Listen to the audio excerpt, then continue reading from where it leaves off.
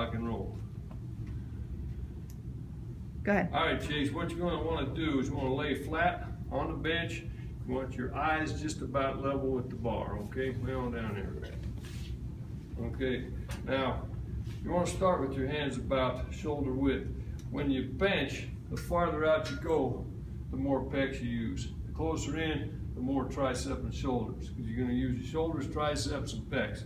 Okay, but development of the pecs is probably primary. So start with shoulder width, okay, and as you feel comfortable, you can move them out, you know, to whatever you want to do.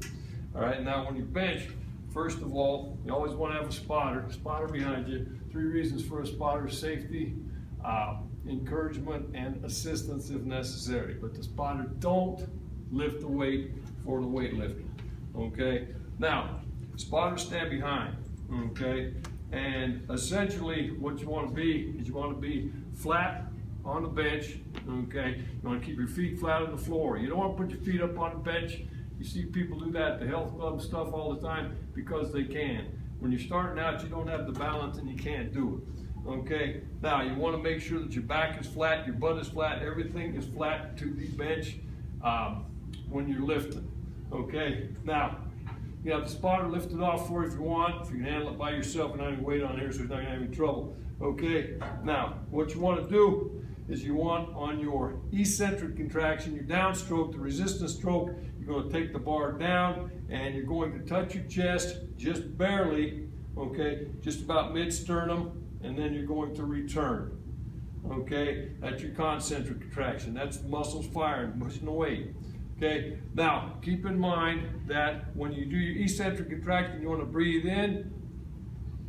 Concentric, you want to breathe out. Eccentric contraction is going to be slow because it's the resistance, it's the control, it's what keeps the bar from cutting in half. Okay, concentric is the explosion, it's going to be much faster. So you're down slow, up fast. Good. Do about 5 of those.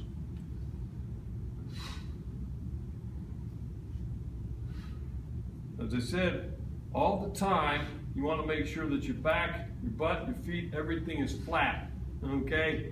Because the lifting is done with the upper body, all right? People have a tendency, if it gets too heavy, to push up on their toes, lift their butt and their back, arch it off of the bench, and help themselves with their back.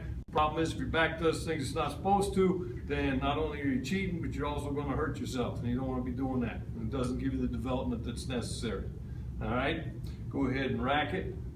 Spotter, he's going to come from behind. Rack it, that's fine. Make sure it's racked. All right, and then your weight.